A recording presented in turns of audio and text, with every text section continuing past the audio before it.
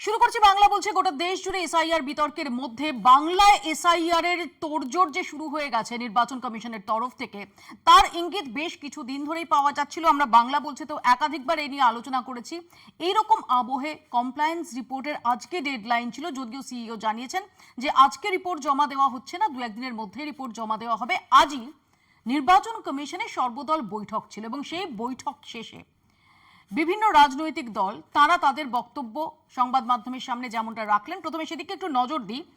আজকে আমরা যেটা সূত্র মারফত জানতে পেরেছি যে সর্বদল বৈঠকে শুরু থেকেই তীব্র বাদানুবাদ হয়। বুথ বিন্যাস নিয়ে ডিওদের রিপোর্টে আপত্তি সব দলের, সর্বদল বৈঠকে সন্তুষ্ট নয় তৃণমূল বিজেপি। প্রথমেই আমরা দেখব যে অরূপ বিশ্বাস, তৃণমূল কংগ্রেসের প্রতিনিধি দলের অন্যতম সদস্য, তিনি বলেন যে মানুষের ভোটাধিকার কেড়ে নেওয়ার চেষ্টা হচ্ছে, রাজ্যে এসআইআর হবে না, নিরপেক্ষভাবে কাজ করুক নির্বাচন কমিশন, এসআইআর এর নামে কোনো দলকে সুবিধে দেওয়া যাবে না, 1200-র বেশি ভোটার হলে অন্য বুথে ভোট গ্রহণ কেন্দ্র এক রাখতে হবে।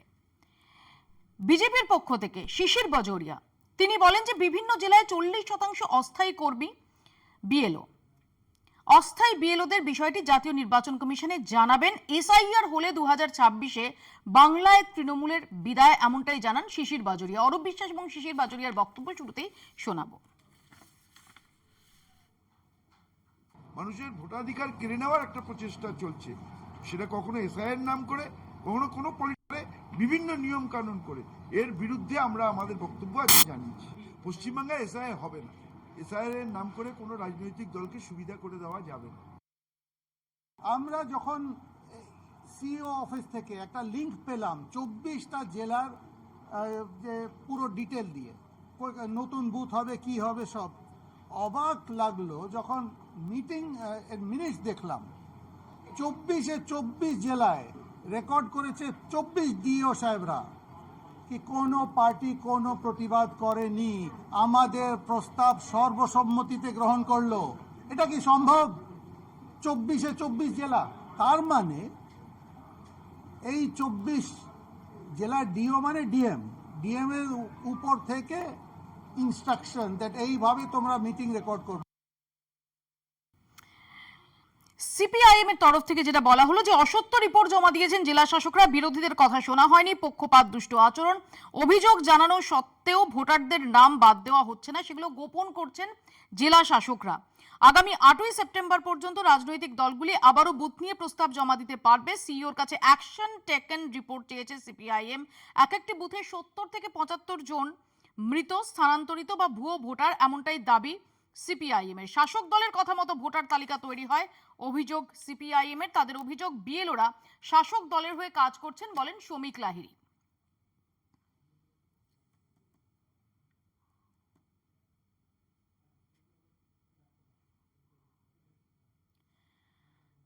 কংগ্রেস আজকে নো পলিটিক্যাল স্যার প্ল্যাকার্ড নিয়ে সর্বদল বৈঠকে অংশ নিয়েছিল। রাজনৈতিক হিংসার প্রতিবাদ, কংগ্রেসের ভুতুরে ভোটার লিস্ট দিয়ে কিভাবে স্বচ্ছ ভোট সম্ভব। কংগ্রেস বলে নির্বাচন কমিশন রাজনৈতিক প্রভাব মুক্ত হোক, এমনটাই দাবি কংগ্রেসের। ভোটার লিস্ট নিয়ে প্রয়োজনে আদালতে যাওয়ার কথাও বলে কংগ্রেস। 13,816 নতুন বুথ নিয়ে আপত্তি থাকলে জানানো যাবে, এমনটা জানিয়েছেন সিইও। আমরা যেটা জানতে পারছি মোট বুথ হতে চলেছে 94,497। জাতীয় নির্বাচন কমিশনকে আজকে রিপোর্ট পাঠানো হচ্ছে না, জানিয়েছেন সিইও। দু একদিনের মধ্যে রিপোর্ট পাঠানো হবে। এআরও বিএলও নিয়োগ নিয়ে রিপোর্ট দেওয়া হয়নি। স্থায়ী কর্মী না থাকলে অঙ্গনওয়াড়ি কেন্দ্রীয় কর্মচারী বা অস্থায়ী কর্মী, এমনটাই জানিয়েছেন সিইও। প্রথম চয়েস, প্রথম পছন্দ রাজ্য সরকারি কর্মী, লোকাল বডি কর্মী এবং কেএমডি, এমনটাই জানিয়েছেন সিইও।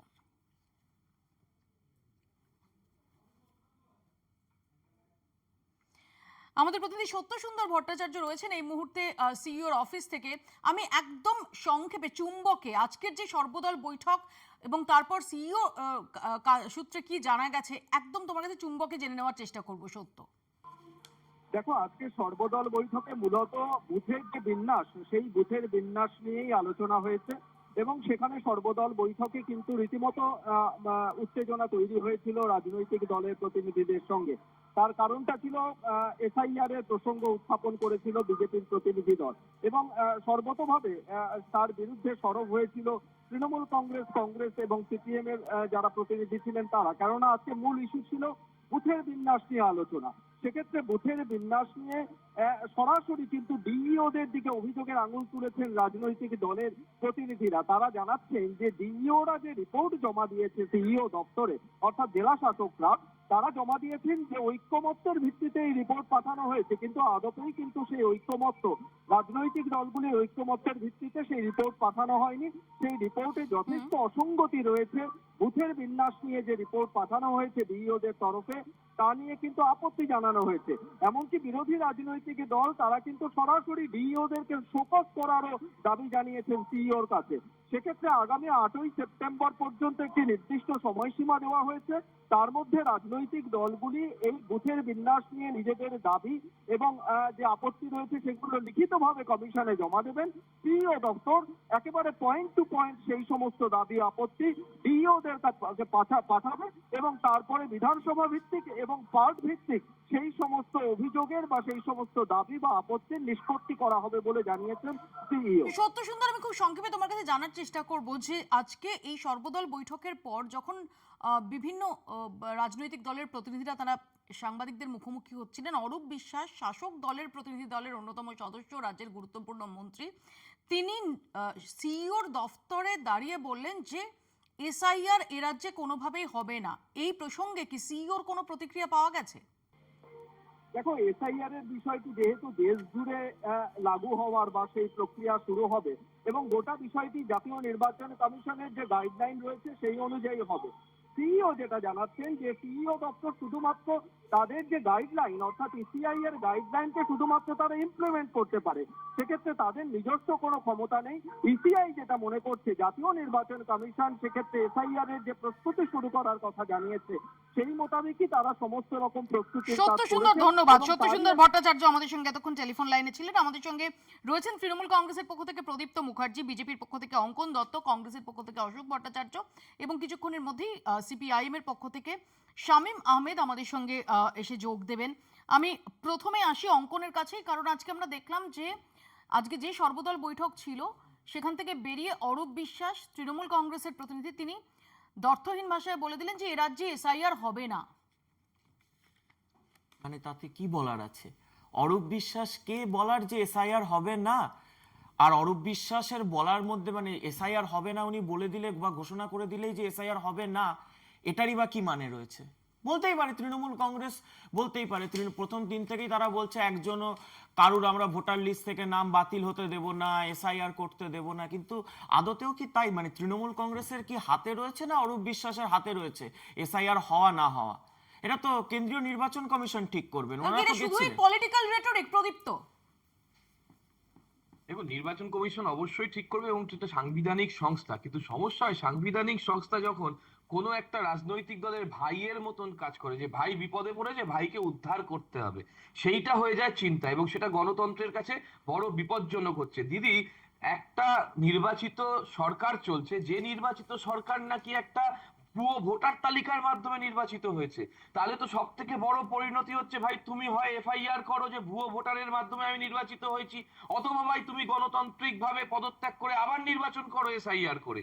ভাবতে পারছো জানুয়ারি 2025-এ একটা ইলেকটোরাল রোল তৈরি হলো, সেটা ভিত্তিতে ভোট হয়েছে, তারপরে হঠাৎ করে দেখা যাচ্ছে 7 মাসের মধ্যে 22 লক্ষ লোক মারা গেল। প্রদীপ্ত, আজকে আমরা দেখলাম যে বিজেপির তরফ থেকে অভিযোগ করা হলো যে প্রথমত হচ্ছে যে বিভিন্ন জেলায় 40% অস্থায়ী কর্মী তাদের বিএলও করা হয়েছে।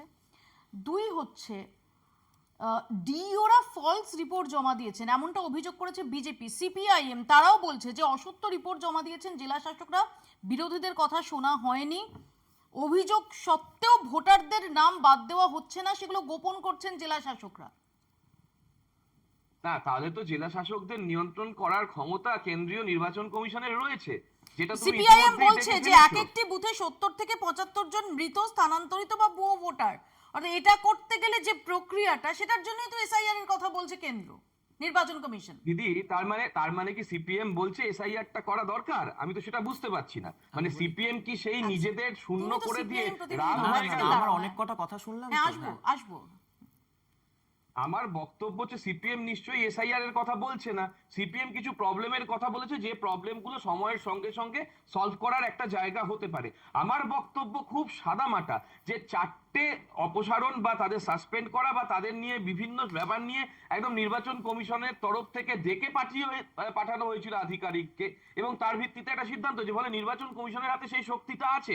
তাহলে কে ফেক খবর করছে, কে ভুয়ো খবর করছে, তাহলে রিপোর্ট দিক নির্বাচন আমি আসবো কমিশন। প্রদীপ্ত, আমি দিয়ে সিপিআইএম প্রতিনিধির কাছেও এই সম্পর্কে জানতে চাইবো। তার আগে অঙ্কন রেসপন্ড করতে চাই। অঙ্কন খুব সংক্ষেপে, কারণ না না অঙ্কনদার না না, কাছে আসবো। স্বাভাবিক কথা। আমার কথা হলো যখন আমরা বলছি যে বুথের বিন্যাস নিয়ে, যে এমন একটা জায়গায় বুথকে প্লেস করা হোক যে জায়গায় মানুষকে ভোটদানের জন্য কনভিনিয়েন্ট হয়, সেই জায়গা থেকে আমরা শুধুমাত্র দক্ষিণ 24 পরগনা, আমাদের প্রতিনিধি দল আজকে জানিয়েছে যে তৃণমূল অফিসের কাছে প্রায় 110খানা বুথ নিয়ে যাওয়া হয়েছে, এবং সেটা ডিওরা করছে। আমরা ডিস্ট্রিক্ট লেভেলে নিয়ে অভিযোগ জানিয়েছি, কিন্তু তারপর ডিএম এর মাধ্যমে হঠাৎ করে বলা হচ্ছে যে না না, কোনো অভিযোগ নেই। এই ধরনের অসত্য কাজগুলো কেন করা হচ্ছে? আমরা নির্বাচন কমিশনের সাথে যুক্ত যারা যে সমস্ত সরকারি আধিকারিক রয়েছে, তাদেরকে আমরা বারংবার রাজ্য সরকার এবং শাসক দলের পক্ষ থেকে থ্রেট দিতে দেখেছি। স্বয়ং মুখ্যমন্ত্রী বলেছেন নির্বাচন কমিশন সারা জীবন থাকবে না, আমরা থাকবো। এইভাবে বলে মৃত ভোটারদেরকে সেই ভোটার লিস্টে বাঁচিয়ে রাখা, কিংবা ধরুন যেই সমস্ত জায়গায় বুথগুলো কনভিনিয়েন্ট হবে, যেটা কেবলমাত্র একা আমরা বললে মানতাম, সিপিএম বলছে, কংগ্রেস বলছে, তো সেই জায়গাতে দাঁড়িয়ে সেই বুথগুলোকে শিফট করার সময় তৃণমূল অফিসের কাছে নিয়ে যাওয়া, বা একটাকে পুরো বুথটাকে বাসন্তীর বুথকে তার নদীর সঙ্গে ওপরে SIR এর পাঠিয়ে দিয়ে সম্পর্ক দেওয়া, কি? আমি এইগুলো আসবো, কিভাবে হতে এক পারে? সেকেন্ড, আমি আসবো প্রদীপ্ত, আমি অঙ্কনের কাছেও আসবো, আমি অশোকদার কাছে আসবো। অশোকদা, আমরা জাতীয় রাজনীতিতে ইন্ডিয়া জোটভুক্ত শরিকদের যেভাবে এই এসআইআর নিয়ে এককাট্টা হওয়ার একটা চেষ্টা দেখতে পাচ্ছি, এই রাজ্যে যখন সর্বদল বৈঠকের প্রসঙ্গ আসছে, এই রাজ্যে যখন এই এসআইআর প্রসঙ্গ থাকছে, তখন পরিস্থিতিটা সম্পূর্ণ ভিন্ন না? দেখুন, এসআইআর নিয়ে আজকে ভিন্ন সুর শোনা যাচ্ছে না? রাহুল গান্ধী এসআইআর এর বিরুদ্ধে যে চরম গণ আন্দোলন গড়ে তুলেছেন, তাতে ওই তরিপার একটা মানুষ আর ভোট চোর একটা মানুষ ভয় কাঁপছে। আর ভয় কাঁপছে বলে আজকে প্রদেশ কংগ্রেস দপ্তর বিধান ভবনে একটা ড্রাগ মাফিয়া কেসে জেল খাটা আসামিকে দিয়ে 10-20 জন নিয়ে ভোরবেলা যখন কেউ ছিল না বিধান ভবন ভাঙচুর করেছে। অতএব ওরা ভয় পেয়েছে, এটা আমরা বুঝতে পারছি। আজকে সর্বদলীয় বৈঠকে কংগ্রেসের প্রতিনিধি দল সর্বপ্রথম এসআইআর এর বিরোধিতা করে। আপনারা দেখেছেন প্ল্যাকার্ড নিয়ে আমরা গিয়েছি। আচ্ছা, এখানে অনেকগুলো কথা উঠছিল ডিইওদের নিয়ে, যে ডিইও বলতে কি বোঝায়? District election officer. তো ডিস্ট্রিক্ট ইলেকশন অফিসার ইস্ট বেঙ্গলের প্রতিনিধি, না মোহনবাগানের প্রতিনিধি, না মহামেডানের প্রতিনিধি, না টালিগঞ্জের প্রতিনিধি মশাই?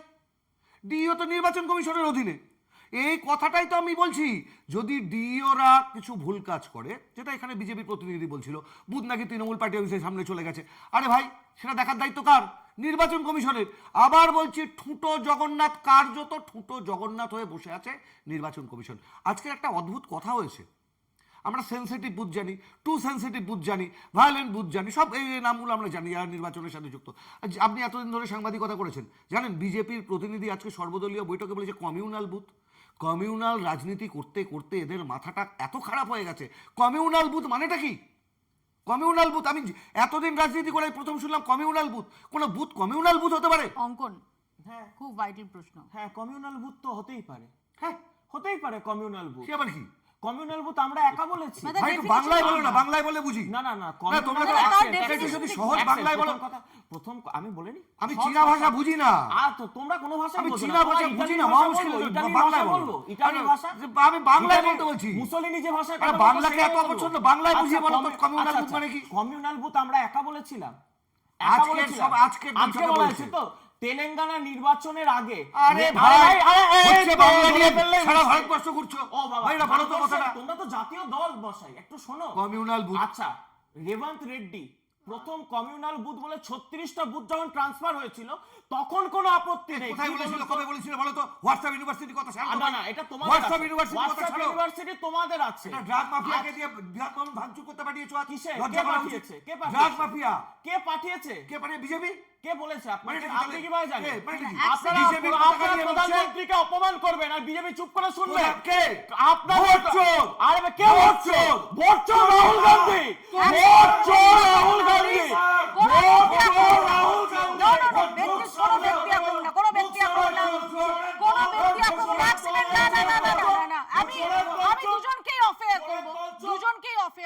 আমি দুজনকেই বলবো কোনো ব্যক্তি আক্রমণ নয়, শব্দের উপর, ভাষার উপর নিয়ন্ত্রণ রাখতে হবে। আজকে আমরা দেখেছি যে বিধান ভবনের সামনে আজকে সেখানে ভাঙচুর, রাহুল গান্ধীর মুখে কালি লেপে দেওয়ার ছবি আমরা দেখেছি, কিন্তু প্রশ্ন হচ্ছে আপনি যার বিরুদ্ধে অভিযোগ করছেন 2019 অব্দি তো সেই রাকেশ সিং কংগ্রেসে ছিলেন না, কে কংগ্রেসে কবে ছিল, কে কবে তৃণমূলে ছিল, আর কে কবে বিজেপিতে আসছে, তার সঙ্গে তার অপরাধ বোধটা কি থেমে যায় নাকি? কি অদ্ভুত কথাবার্তা। রাকেশ সিংকে দল তাড়িয়ে দিয়েছিল, রাকেশ সিং সমাজ বিরোধী, তাকে দল তাড়িয়ে দিয়েছিল। এবং মৌপিয়া, আমি একটা কথা বলছি, সমাজ বিরোধী বলেছিলেন মৌপিয়া একটা কথা বলছি, একটা শুনে নাও।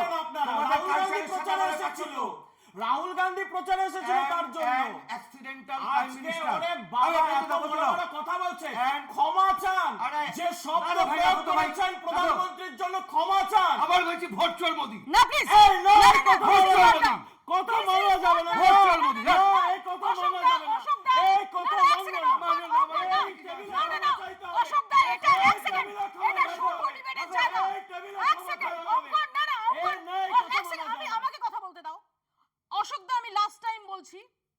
শব্দের উপর, ভাষার উপর নিয়ন্ত্রণ রাখতে হবে। এইটা সভ্য ডিবেটের জায়গা। কোন জায়গা থেকে ইন্সপায়ার্ড হয়ে এই ডিবেটের যে মর্যাদা রয়েছে, আমি দুপক্ষকে, সব পক্ষকে বলবো, সেটা ভায়োলেট করা যাবে না। এটা এই প্ল্যাটফর্মে কোনো আনপার্লামেন্টারি শব্দ বা কোনো আনপার্লামেন্টারি অ্যাক্টিভিটি সেটা এন্টারটেইনড হবে না, এটা সেটার জায়গা না। আমি সব পক্ষকে বলছি, নিয়ন্ত্রণ রেখে যে বিষয়ে আজকে আলোচনা হচ্ছে সেই বিষয়ে আলোচনা করে, এটা স্লোগানের জায়গা না। মৌপিয়া আমি সিম্পল। না না না, আমি যেটা বলে দিচ্ছি, আমি এই প্রসঙ্গে কোনো কাউকে কিছু বলতে অ্যালাউ করব না। No no no no no অন্য প্রশ্ন, নো নো নো, আপনি ও রাকেশ সিং না, বলছে বলবো না। অশোক দা আপনি কংগ্রেসের হয়ে বলছেন, ও বিজেপির হয়ে বলছে, প্রদীপ্ত তৃণমূলের হয়ে বলছে, কিন্তু আপনারা বলছেন কলকাতা টিভির বাংলা বলছেতে। সো এখানে কি অ্যালাউড হবে না হবে সেটা খুব নির্দিষ্টভাবে আপনারাও জানেন, আপনারা অবগত আছেন, এবং আপনারা জানেন যে এটা একটা সভ্য ডিবেটের জায়গা। আমি সবাইকে অনুরোধ করব সেই মর্যাদাটা রাখতে এবং সেটার প্রতি সুবিচার করতে। নিন, এবার বলুন, পয়েন্টে আসুন, আজকের বিষয় নিয়ে বলুন। আমি আবার বলছি, আজকের বিষয়ে যে কথাগুলো বিজেপি বলেছে, আবার বলছি মিথ্যাচার। কোনোদিন কোথা থেকে রেবন্ত রেড্ডি চলে আসলো এখানে? আরে ভাই, আমি দেখানো মুশকিল রয়েছে। আমি আজকে সিদ্ধারামাইয়া আরে ভাই নিজে বলতে দাও, বলেছে, বলতে দাও না ভাই, বলতে দাও। আজকে সিদ্ধারামাইয়া নিজে বলেছে কংগ্রেস তার বিরুদ্ধে চুরি করেছিল, কারণ সে জনতা দলে ছিল। সিদ্ধারামাইয়া ভুল। আমি খুব মানে আপ্লুত হচ্ছি যে বিজেপির প্রতিনিধি কংগ্রেসের নেতা মন্ত্রীদের কোর্ট দিয়ে এখানে ডিবেট করতে বসেছে। এদের দীনতা কোন পর্যায়ে পৌঁছেছে। এবার আমি যেটা বলতে চাইছি, ভাই বলতে দাও না, বলতে দাও, বলতে দাও, বলতে দাও। তোমাদের কালচারের সাথে আমাদের কালচারের আরে পার্থক্য। বাবা, তোমাদের কালচারের সাথে জরুরি অবস্থা এসআইআর ঘোষণা করে বলতে দাও, এসআইআর নিয়েই তো বলছি, কোন দিকে যাচ্ছে? এসআইআর নিয়েই বলছি। আবার বলছি, এসআইআর নিয়ে যে আন্দোলন গড়ে উঠছে সারা ভারতবর্ষে, তাতে এরা ভীত হয়ে উঠছে, সন্ত্রস্ত হয়ে পড়ছে। এবং আমরা কেন ভয় পেতে যাব? আজকের সর্বদলীয় বৈঠকে আটকাতে হয় সুপ্রিম কোর্টে যান। আমরা কোথায় যাব? আমরা যাব জানি ভাই। হ্যাঁ, তো তাহলে ভয় পাচ্ছে কাদেরকে বলছেন ভয় পাচ্ছে? তোমরা কেন ভয় পাচ্ছ? পাবো? আমরা কেন ভয় ওই পাচ্ছি? জন্য ভাঙচুর করতে পাঠিয়েছো। কোথায় ভাঙচুর করতে আমরা মানে পাঠিয়েছি? আরে কোথায় পাঠিয়েছি? প্রধানমন্ত্রীর মাকে, যিনি স্বর্গত একজন, তাকে আপনারা তুলে গালাগালি দেবেন আদালতে যাও, আদালতে যাও তার জন্য। আরে বাবা, আদালতে যাবই। আপনার আইন নেতাকে দিয়ে তো ক্ষমা চাওয়াবই, আপনার নেতাকে দিয়ে তো ক্ষমা চাওয়াবই। আরে ভাই, আইন হাতে তুলে নেবে আবেগ কি? আবেগ থাকলে কিছু করার নেই। প্রধানমন্ত্রী আমাদের আবেগ, এক সেকেন্ড। এই আবেগের ফল পেতে হবে। আরে ভাই, আপনারাও বলছি পেতে হবে। প্রধানমন্ত্রীর বিরুদ্ধে যদি এই ধরনের কথা হয়, অমর্যাদাকর। এক সেকেন্ড।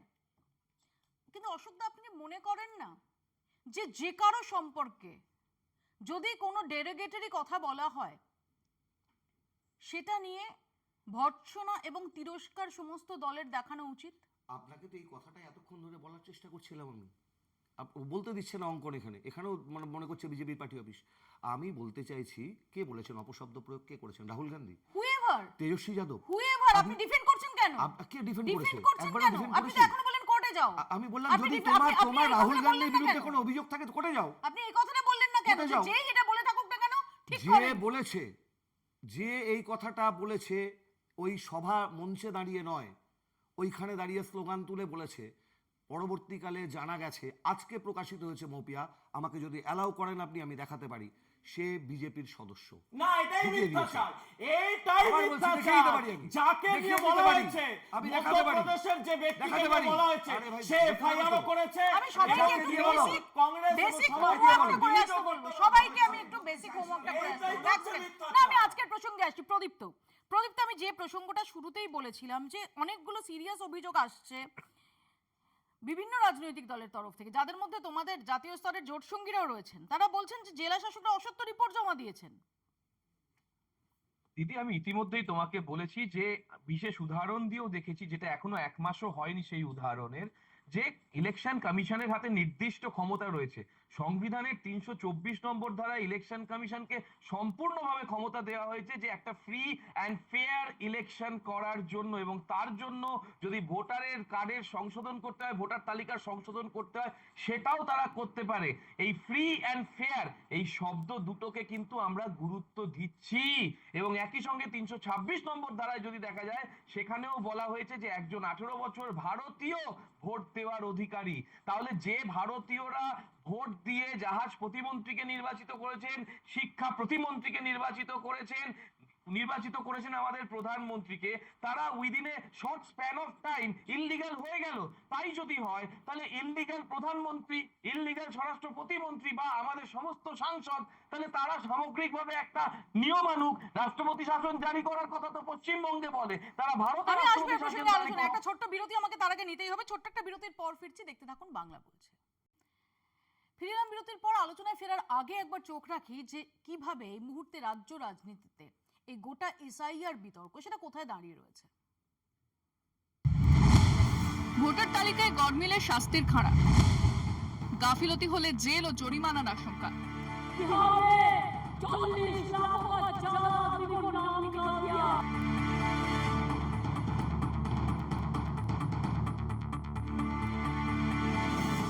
রাজ্যে ভোটের দিনক্ষণ ঠিক হওয়ার এখনো বেশ কয়েক মাস বাকি, কিন্তু তার আগে এসআইআর চালুর কাজ চলছে জোর কদমে। দুদিন আগেই সব জেলা শাসক এবং ভোটের সঙ্গে যুক্ত আধিকারিকদের উদ্দেশ্যে চিঠি দিয়েছেন রাজ্যের মুখ্য নির্বাচনী আধিকারিক।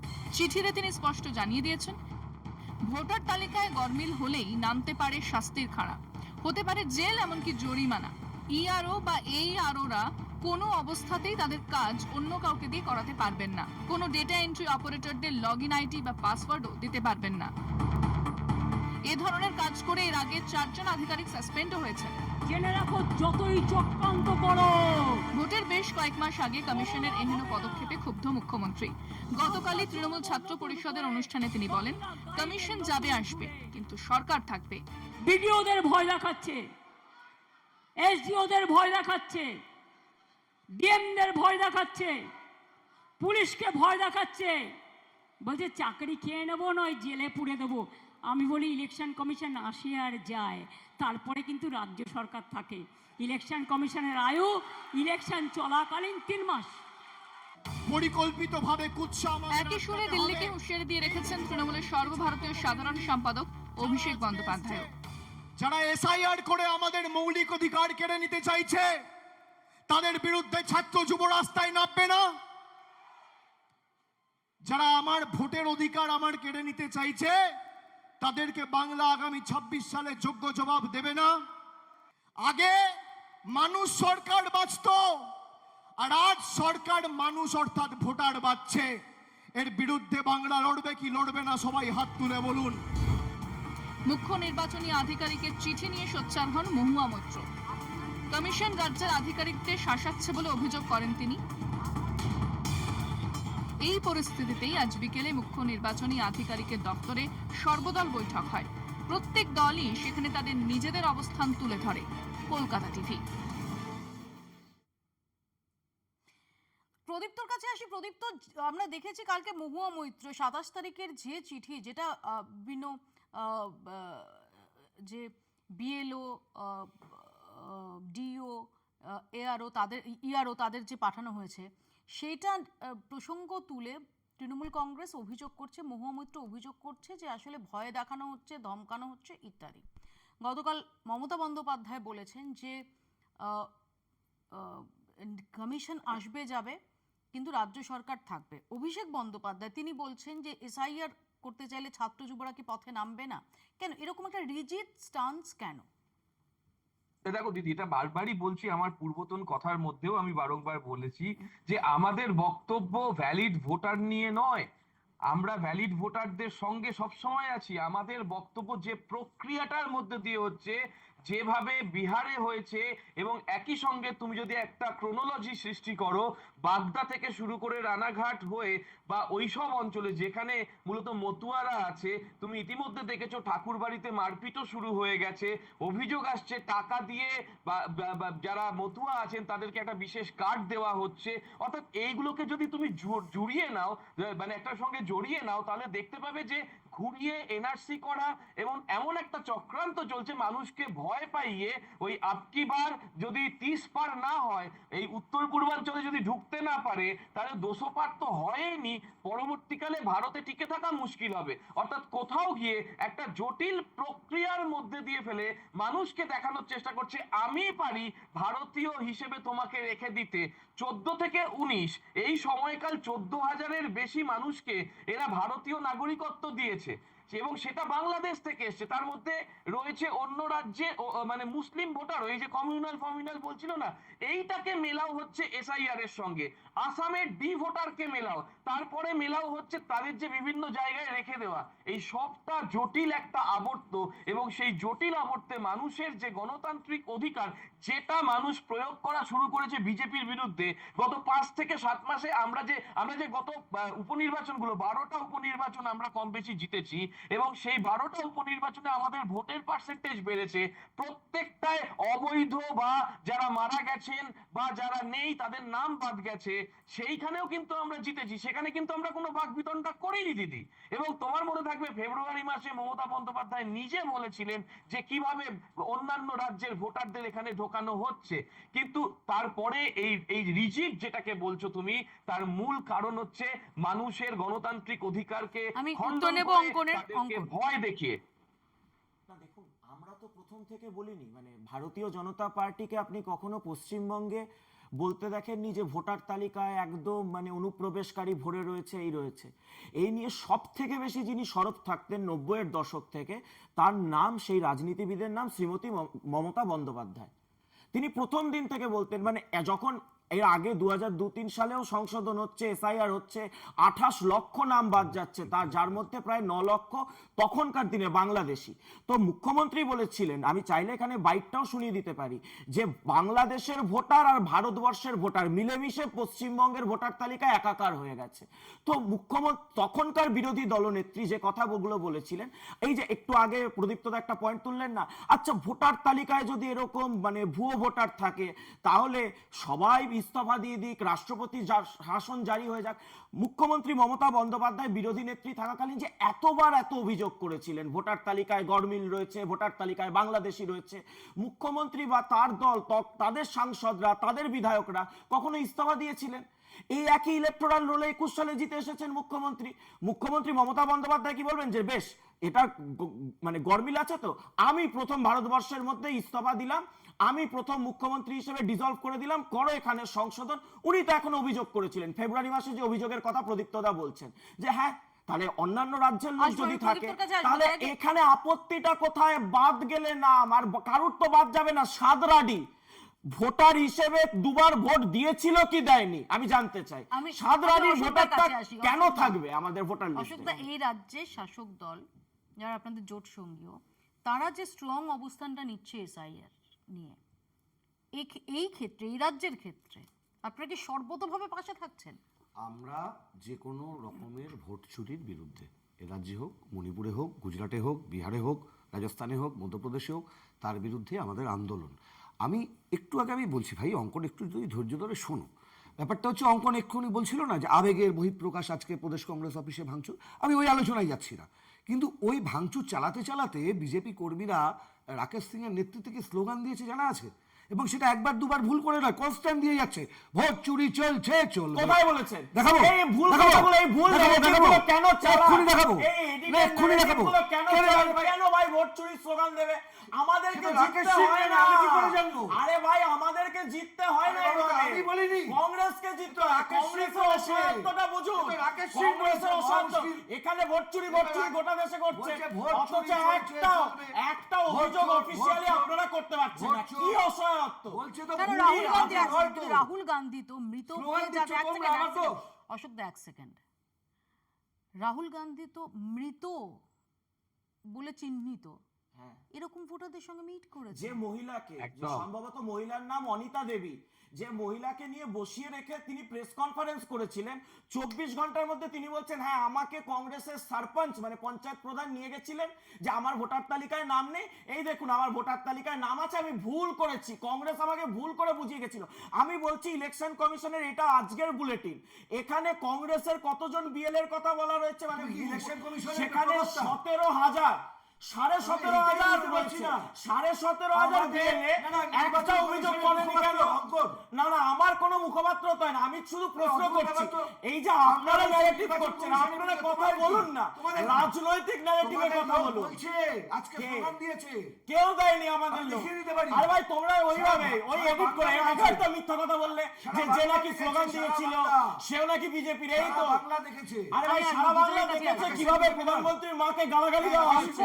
অঙ্কন অশোক দা দুজনের রাকেশ কাছে সিং আসবে। এই বিজেপি নয়। মুহূর্তে শামীম আহমেদ আমাদের সঙ্গে সরাসরি রয়েছেন, আমি শামীমের কাছে যাব। শামীম, আজকে আমরা দেখলাম সর্বদল বৈঠকের পর বেরিয়ে সবাই যখন সাংবাদিকদের মুখোমুখি হচ্ছিল, আমরা শুনি হচ্ছি যে শ্রমিক লাহিড়ী তিনি কি বলেছেন, তার মধ্যে গুরুত্বপূর্ণ কতগুলো কথা যে জেলা শাসকরা তারা অসত্য রিপোর্ট জমা দিয়েছেন, এই একই অভিযোগ করেছেন বিজেপির শিশির বাজোরিয়াও।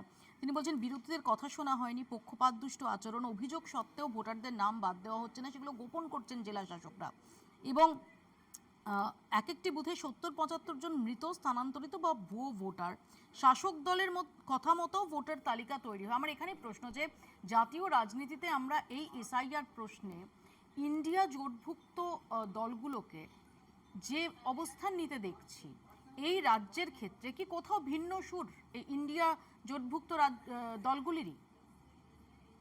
এ রাজ্যে তো আপনাদের নিশানায় তৃণমূল কংগ্রেস, এ রাজ্যের শাসক দল। দেখুন আমরা যে ইস্যু, দেখুন ইন্ডিয়া জোট কে মাথায় না রেখে আগে যদি আমরা মাথায় রাখি যে আমরা প্রত্যেকে এই দেশের নাগরিক, আমরা যদি মাথায় রাখি যে এই দেশে যে কটি রাজনৈতিক দল আছে তাদের প্রত্যেকের দায়বদ্ধতা আছে এই দেশের প্রতিটি নাগরিকের প্রতি, এই দেশ গঠনের প্রতি, এই দেশের সংবিধানের প্রতি, এটা যদি আমরা মাথায় রাখি তাহলে মাথায় রাখতে হবে যে আমরা এই সব কিছুর ঊর্ধ্বে উঠে দেশের গণতন্ত্রকে প্রতিষ্ঠা করার উদ্দেশ্যে নিরপেক্ষভাবে এই ভোটার তালিকা প্রকাশ করব, তৈরি করব এবং প্রকাশ করব। এই কাজ মূলত নির্বাচন কমিশনের, এবং নির্বাচন কমিশন যখন বলছি তখন এটা মাথায় রেখে বলতে হচ্ছে যে নির্বাচন কমিশন সংবিধানের নিরিখে নিরপেক্ষ হওয়ার কথা, কিন্তু আমাদের বিগত দিনের যা অভিজ্ঞতা সেটা কেন্দ্রীয় সরকারের মানে জাতীয় নির্বাচন কমিশন হোক বা রাজ্যের, আমাদের অভিজ্ঞতা হচ্ছে তারা দুজনেই ব্যর্থ হয়েছে নিরপেক্ষভাবে নির্বাচন পরিচালনা করতে, এবং এই নির্বাচন পরিচালনার কাজ শুরু হয় এই ভোটার তালিকা থেকে। এবং আপনি দেখুন মহিন্দর সিং গিলের মামলা হয়েছিল আমাদের দেশের বিখ্যাত মামলা, এবং সেই সময় আমরা দেখেছি যে কি ধরনের প্রশ্ন উঠে এসছে, আমরা টিএন সেশনকে জেনেছি, আমরা পরবর্তীকালে নির্বাচন কমিশনের ভূমিকা নিয়ে সুপ্রিম কোর্টের ভৎসনা দেখেছি বিভিন্ন জাজমেন্টের মধ্যে। তাহলে এই প্রসঙ্গ উঠে এসছে, এই প্রসঙ্গ প্রাসঙ্গিক হয়েছে। তাহলে এই যখন প্রাসঙ্গিক হয়েছে তখন ইন্ডিয়া জোট করছি আমরা আসলে এই সংবিধানকে রক্ষার জন্য, আসলে দেশের নাগরিকের গণতান্ত্রিক অধিকারকে রক্ষা করার জন্য, আসলে এই দেশের নাগরিকের ভোটাধিকারকে রক্ষা করার জন্য। তাহলে একটিও যেমন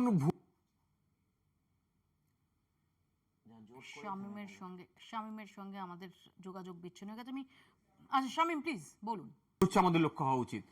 শামীম লাস্ট 3-4টে সেন্টেন্স যদি একটু রিপিট করেন প্লিজ, একটু অডিও প্রবলেমের জন্য লাস্ট 3-4টে সেন্টেন্স শোনা যায়নি স্পষ্টভাবে। আমি যে কথা বলার চেষ্টা করছি যে আমাদের লক্ষ্য হওয়া উচিত প্রত্যেকের ইনক্লুডিং নির্বাচন কমিশন থেকে শুরু করে দেশের প্রতিটি নাগরিকের প্রত্যেকটি রাজনৈতিক দলের যেন একটিও ভুয়ো ভোটার না ঢোকে, আর একজনও নাগরিক যেন এই ভুয়ো ভোটার তালিকা তৈরি করতে গিয়ে তাদের তালিকা থেকে বাদ না চলে যায়।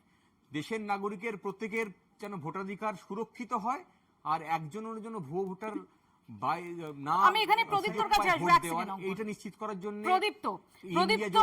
প্রদীপ্ত বোঝা যাচ্ছে যে এই রাজ্যে শুধুমাত্র বিজেপি নয়, বামেদের তরফ থেকে অভিযোগ রয়েছে, কংগ্রেসের তরফ থেকে অভিযোগ রয়েছে, এবং সেটা তোমাদের বিরুদ্ধে। নাম্বার 1। নাম্বার 2, যেটা জানা যাচ্ছে যে রাহুল গান্ধীর আমন্ত্রণে তৃণমূল কংগ্রেস, মমতা বন্দ্যোপাধ্যায় বা অভিষেক বন্দ্যোপাধ্যায় তারা পাটনা যাচ্ছেন না। যদি এসআইআর প্রসঙ্গে ইন্ডিয়া জোট এরকম একটা অবস্থানেই থাকে, তাহলে এই না যাওয়ার সিদ্ধান্তটা এটা ঠিক কি অর্থ বহন করছে, একটু তোমার কাছে বোঝার চেষ্টা করছি।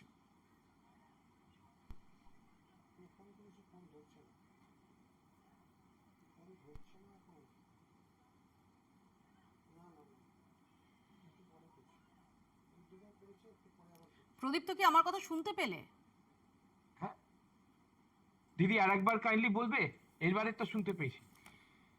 যে রাহুল গান্ধীর আমন্ত্রণ প্রথমত হচ্ছে এই রাজ্যে বাকি সব রাজনৈতিক দল তাদের কারো প্রবলভাবে কারো প্রচ্ছন্নভাবে অভিযোগের তীর আছে এই রাজ্যের শাসক দলের বিরুদ্ধে, নাম্বার 1।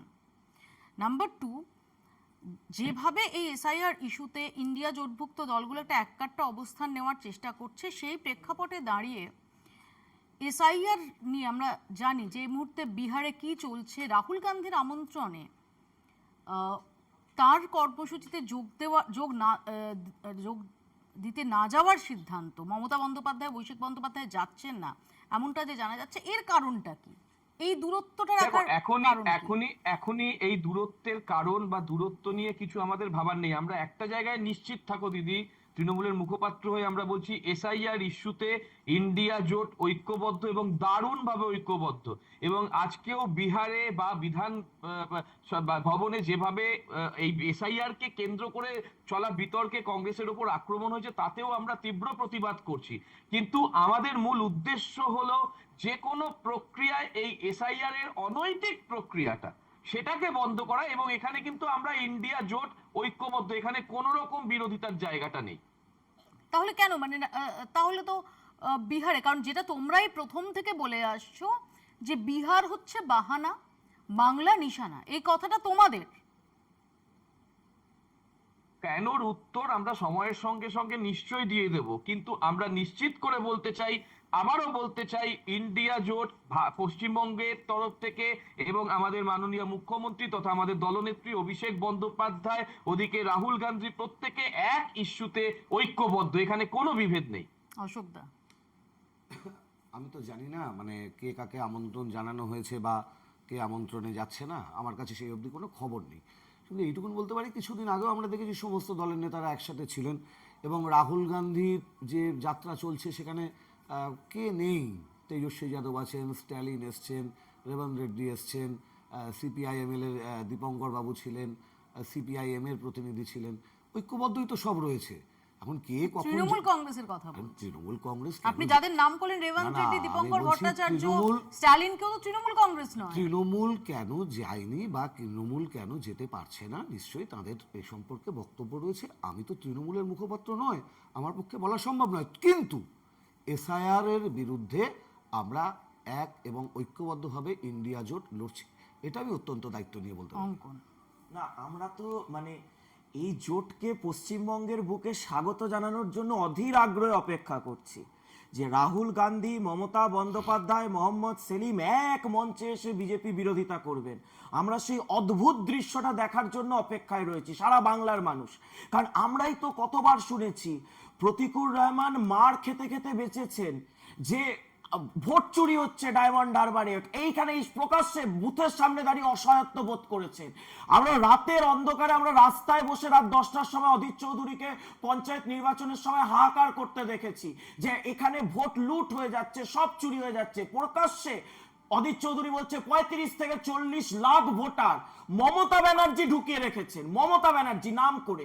তো এই যে এক আছি আমরা এক আছি, এই এক থাকাটা আমরা তো দেখতে চাইছি যে সেই দিন দেখুক সিপিএম এর প্রতিনিধি, সিপিএম এর নিচু তলার কমরেডরা, কংগ্রেসের নিচু তলার কর্মীরা, তপন কান্দুর পরিবার দেখুক, ফুলচাঁদ শেখের পরিবার দেখুক, আনিস খানের পরিবার দেখুক, শামীম। তামান্নার পরিবার দেখুক, সবাই দেখুক এক আছে। শামীম, গত কয়েক বছরে যদি আমরা কতগুলো নির্বাচন দেখি, যেমনটা একটু আগে প্রতিকুর রহমানের কথা বলছিল, আমরা দেখেছি যে পঞ্চায়েত নির্বাচনে সেখানে রামচন্দ্র ডোম তারা যখন মনোনয়ন দিতে যাচ্ছেন তারা রক্তাক্ত হচ্ছেন, তারপর তারা তীরধনুক নিয়ে যাচ্ছেন।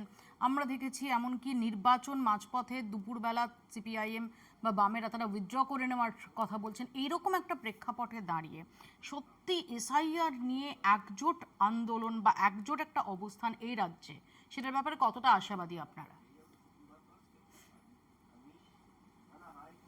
যতক্ষণ না পর্যন্ত নির্বাচন কমিশন যার দায়িত্ব নিরপেক্ষভাবে এই নির্বাচন প্রক্রিয়া করা এবং সংবিধানকে রক্ষা করার দায় যার ঘাড়ে আছে, সেই সংবিধানের দায় বহন করার যোগ্যতা সম্পন্ন নির্বাচন কমিশনার অ্যাপয়েন্টমেন্ট হচ্ছে, ততক্ষণ এটা ইম্পসিবল টাস্ক।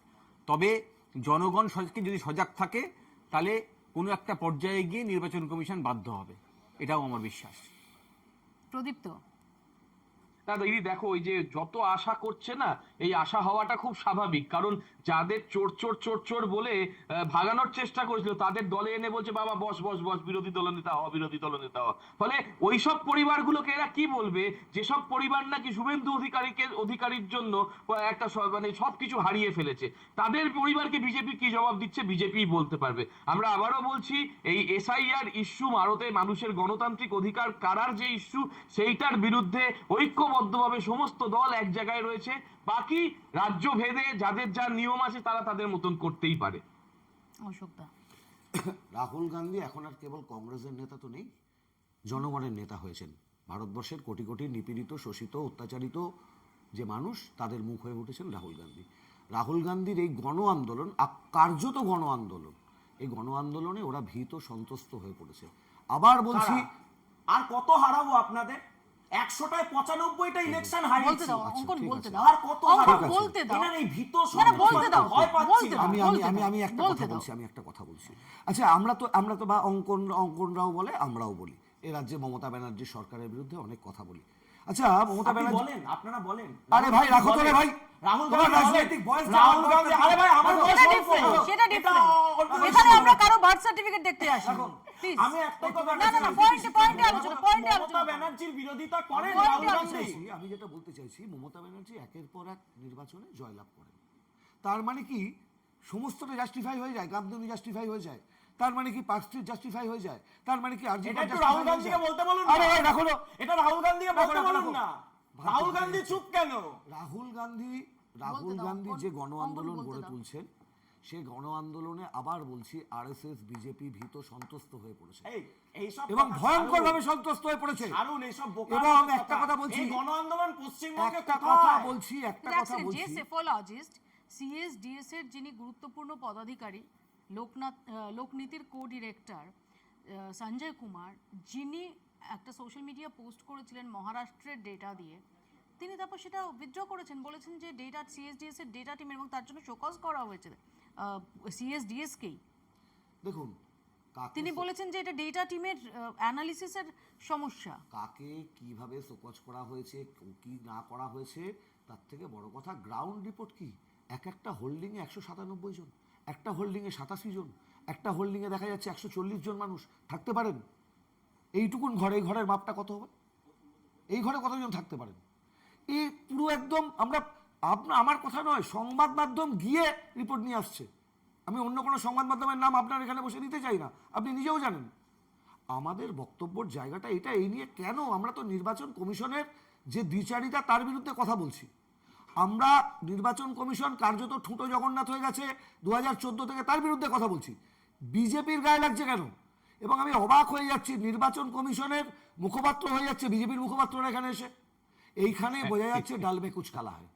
প্রদীপ ট্যাক্সেন, না দিদি, সত্যি সত্যি তাই। আমি যেটা শুরু করেছিলাম, যে একটা দলের একটা ভাই হয়ে যাচ্ছে কিনা, কিন্তু মাথায় রাখতে হবে যে আপনি ইলেকশন কমিশনার, আপনি কাউকে ভয় দেখাতে পারেন না।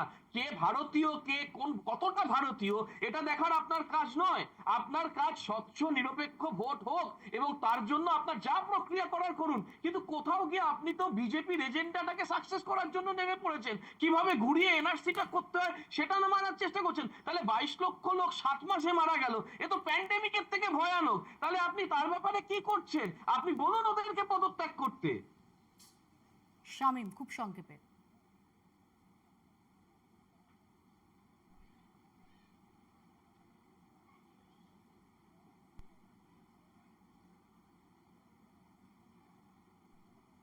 শামীম, আমার কথা শুনতে পাচ্ছেন? শুনতে পেলাম না। হ্যাঁ শামীম, আমি একদম সাম আপ করছি, আমি একদম হ্যাঁ, লাস্ট এখন শুনতে আপনার পাচ্ছি। বক্তব্য শুনে নিতে চাই খুব সংক্ষেপে। দেখুন, আমরা সকলেই দায়বদ্ধ আমার দেশকে বাঁচানোর জন্যে, আর সেই জন্যই বলবো যে নির্বাচন কমিশন যিনি আছেন তার সর্বস্ব ক্ষমতা দেওয়া আছে, এবং তিনি যদি তার ক্ষমতার সঠিক প্রয়োগ করেন তাহলে সম্ভব যে ভুয়ো ভোটার থেকে মুক্ত করা, যেমনই একই সঙ্গে যাতে দেশের সমস্ত নাগরিক ভোট দিতে পারেন সেটাকে নিশ্চিত করা। আমরা আশা রাখব সেই পথেই আগামী নির্বাচন কমিশন। যদি নির্বাচন কমিশন সেই রাস্তা না নিশ্চিত করেন তাহলে দেশের জনগণ কোনো একটি পর্যায়ে গিয়ে নিশ্চিত করবে যে এই রকম অযোগ্য নির্বাচন কমিশন যাতে ওই পদাধিকার না থাকে। আমাদের সময় একদম শেষ, এখানেই শেষ করতে হবে। আজকে সিইও যেটা জানিয়েছেন যে রিপোর্ট তার পাঠানোর কথা ছিল আজকে, যেটা ডেডলাইন ছিল, আজকে পাঠানো হচ্ছে না, কিন্তু 2-1 দিনের মধ্যেই সেই রিপোর্ট পাঠানো হবে। এসআইআর এর তোড়জোড় যে একদম পুরো দমে, এটা বলার অপেক্ষা রাখে না। আবার এ রাজ্যের শাসক দলের বক্তব্য যে এসআইআর কোনোভাবেই হতে দেওয়া যাবে না। এসআইআর নিয়ে এই মুহূর্তে জাতীয় রাজনীতিতে তোলপাড়।